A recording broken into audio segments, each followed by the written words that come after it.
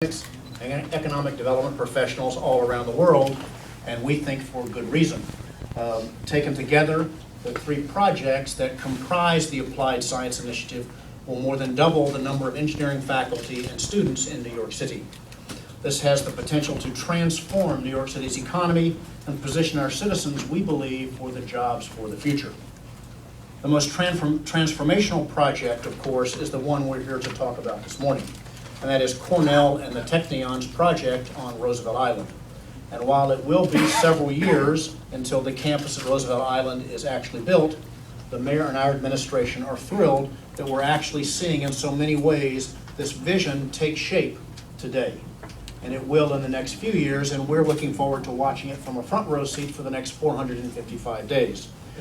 No better example of this is than our presence today being here at the New York City headquarters of Google, which has donated this space to Cornell and the Technion as they begin the work and prior to their move to Roosevelt Island. We're also proud to welcome another new element of the emerging Cornell Technion culture, the Commerce Department and the Patent and Trade Office.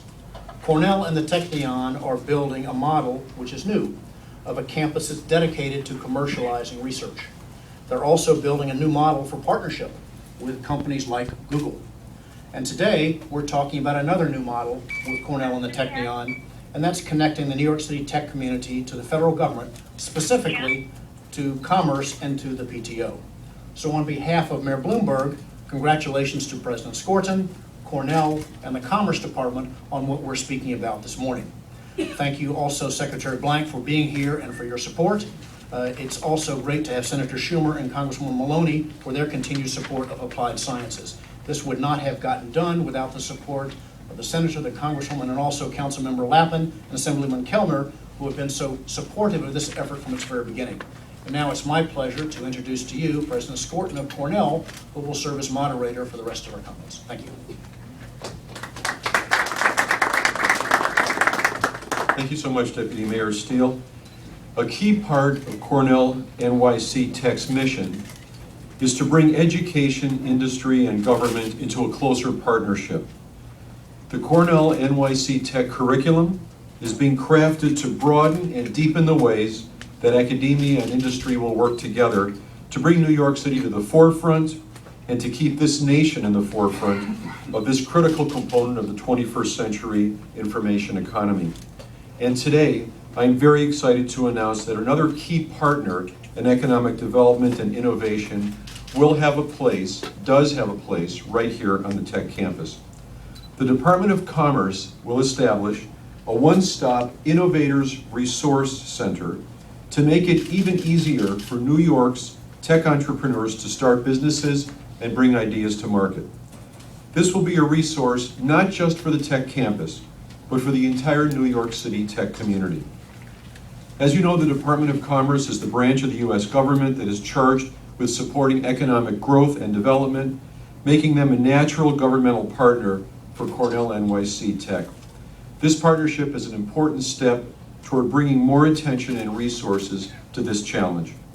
Most importantly, we and Commerce will be working together to help create a new dialogue among higher education, the tech industry, and the federal government in an ongoing effort to improve the innovation process in the United States and to encourage, of course, increased economic development.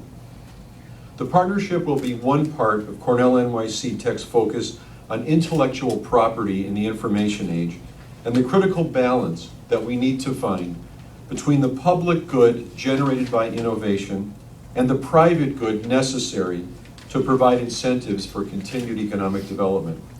There are serious challenges in finding this balance, but Cornell NYC Tech is the right place for all of us together to wrestle with these issues, to bring all the parties to the table, to take the friction out of the equation, and to work collaboratively to find solutions. And we're very excited to partner again with the City of New York and now with the Department of Commerce to increase attention to and discussion of such issues that are so important to technology innovation. This will be another important element in the Tech campus's effort to promote innovation and entrepreneurship throughout New York.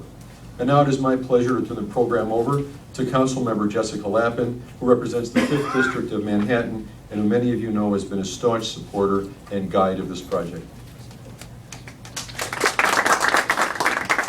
Well, good morning, everyone. This announcement is about government making it easier to create jobs, to diversify the economy. We anticipate that this project is going to generate 30,000 high-tech jobs over the next 3 decades. And this is one way for us to make sure that that happens. So it has just been my privilege to work with our partners at Cornell Technion at the city, state, and federal level. We can't wait for them to open their doors on Roosevelt Island. But this announcement today helps us move forward so that we know we're going to accomplish not just what we set out to by bringing a world-class educational facility here, but to really create the jobs, empower the entrepreneurs who we know will make this city even stronger in the next century. Thank you. And now we'd like to bring up our fantastic Congresswoman, Congresswoman Carolyn Maloney. Thank you, Jessica. Thank you for your leadership on this important project and in so many, many ways. And I am really thrilled and delighted to join Acting Commerce Secretary Rebecca Blank, U.S. Patent and Trademark Officer David Kappas, our great Deputy Mayor Robert Steele, the head of the EDC, Seth Pinsky, Cornell's distinguished President David Skorton, and the one and only Senator Chuck Schumer. And we are here to celebrate a major step forward in New York's journey toward being a major high-tech hub.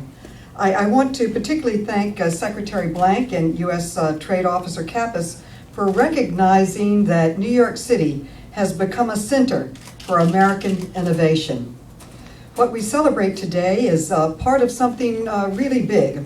Under President Obama, for the first time in the Patent Office's history, in their 200-year history, they have been at other sites, but this is the first time that they have joined hands with a university. They will not be a separate building, they will be part of the university. And it is doing so in recognition of the fact that the rate of change has changed, and that if we're going to continue to lead the world, the velocity of our innovation must continue to accelerate. Let's put this in perspective and think back to about 300 BC. That was when the Sumerians invented the first form of writing. It took another 5,000 years for someone to invent the printing press. The first iPhone was released in 2007. Just 5 years later, developers have invented some 700,000 apps for a bewildering array of new uses. When the beta version of the Google search engine was launched in 1998, it was answering about 10,000 queries a day. Today, Google handles that many queries in about the time it takes to say the number 10,000. So we need a patent office for the 21st century where ideas move at the speed of Google. So this Innovators Resource Center will provide one-stop shopping for today's high-tech innovators. It will provide guidance for those who have a great idea but little experience, and it will bring the patent office closer to the innovators. It will help to ensure that new ideas and new concepts get to the market more quickly, and it will help to make the process more transparent, help innovators get it right the first time. The patent process will become more approachable, more accessible, and less daunting. And the Maker Fair held in Queens this last weekend is living proof that our area is just bursting with new ideas. The Innovators Resource Center will help those innovative makers and inventors bring their new ideas to the market, off the drawing boards and into the reality of helping people. I particularly want to thank the Department of Commerce and the Patent Office for recognizing the important role that the Cornell Technion Applied Sciences campus is going to play in spurring new innovation. Pairing the innovators with the Resource Center right from the very beginning will help the students speed the movement of their ideas from concept to reality. And the Leahy-Smith America Invents Act that I was proud to support and promote streamlined the patent process to make it easier to bring innovations to market. I also called for the creation, it also called for the creation of satellite offices to bring the process closer to the community and to innovators. This is not a satellite office, it'll be part of the be housed in the university, but this resource center is an extension of that innovative effort. This is a brilliant partnership between the public and the private, between government and science. Now, anyone with a novel idea should be able to gain the protection of a patent without being tied up in red tape for long periods of time. This Innovators Resource Center is a bold step in the right direction and will help New York diversify its economy and ensure its status as a high-tech capital of the world.